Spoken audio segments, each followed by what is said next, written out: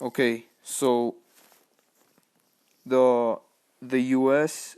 has been involved in lots of wars like Iraq and Somalia, but they have pulled out of the ones that really need more help and like the small ones, and they have decided like to help only countries that favor them.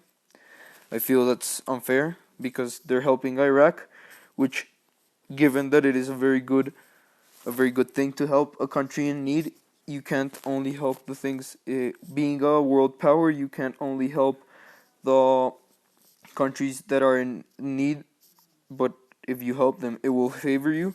You should also help countries that won't really favor you because you're a world power. That's like your job. You have a good economy, you have a good president, a good population, good military, good.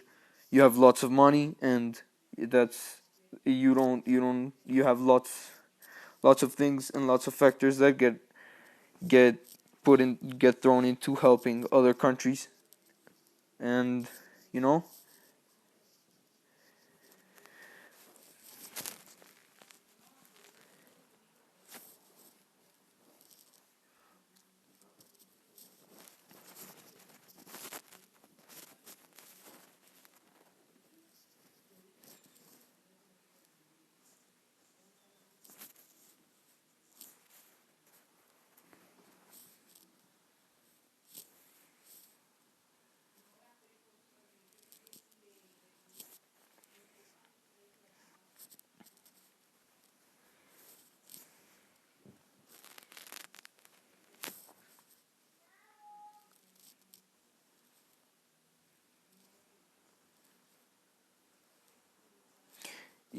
Yeah, but for example, let's say the Somalia war, which is a country that's descended into anarchy and chaos, and it's run basically by terrorists.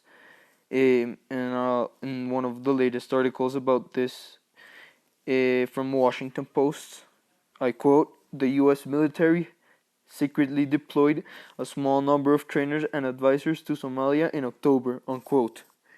First of all, that's a very big fallacy because you cannot say something that you're clearly stating secretly and that's not true. Well, it might be true, but you don't have any evidence and you can present the people with a bold claim like the US getting re-involved in a war which they clearly lost and they were clearly losing lots of lives.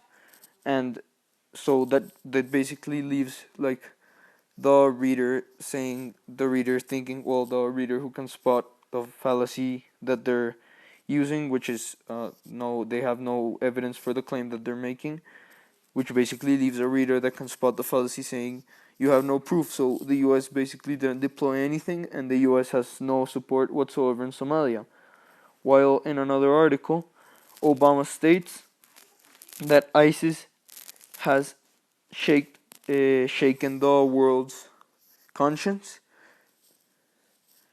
Yeah, it's a terrorist group, but it's turning like into an Islamic nation. They want to be a nation, and the Obama says that ISIS have shaken the world's conscience, and that's also a fallacy that he's reducting to something absurd as the world having a conscience. And while ISIS might have shaken lots of people's minds and like created a lot of instability in countries, Obama cannot use a bold claim like that to send troops to Iraq and then like not send troops to a country that is clearly also in need for help like Somalia.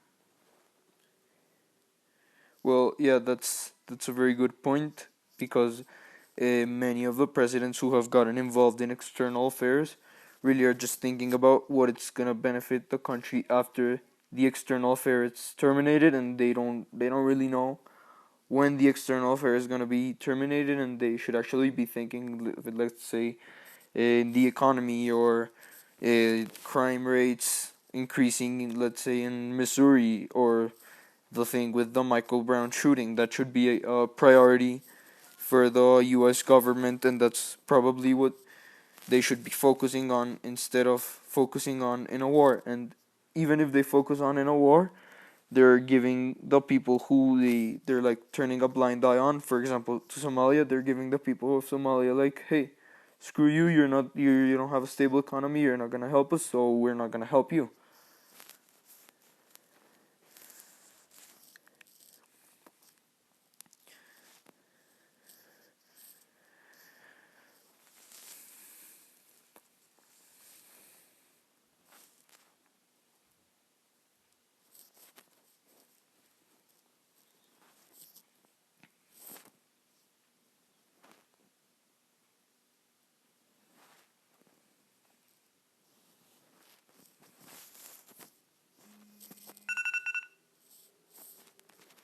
Yeah, I actually think that probably one of the best solutions that would favor most the US and would like what really matters to the president is probably they should really think about solving their own issues. Like the crisis that Obama is like turning them into on the external debt, and then the crime rates, and then they should like start thinking in bigger things like external affairs and what they're gonna do with the countries, because still the U.S., even though they're like, let's say they have an economic crisis, even though they have an economic crisis, they're still gonna be a power. They have a very good military, very good resources.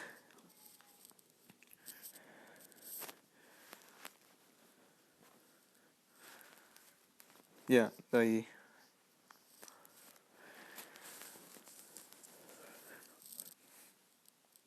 yeah, and then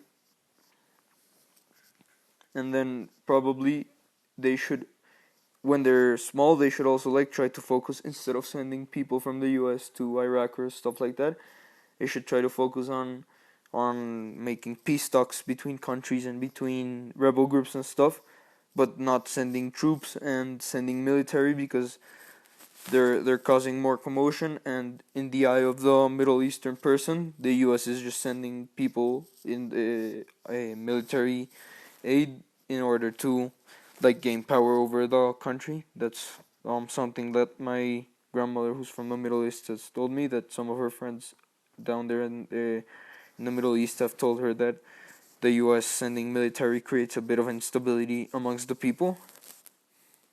But and for example, like when they also have news, and it also gets reported when a U.S.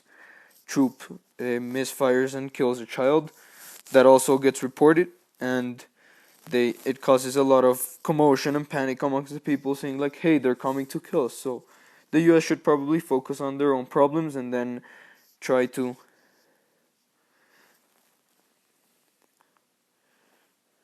yeah.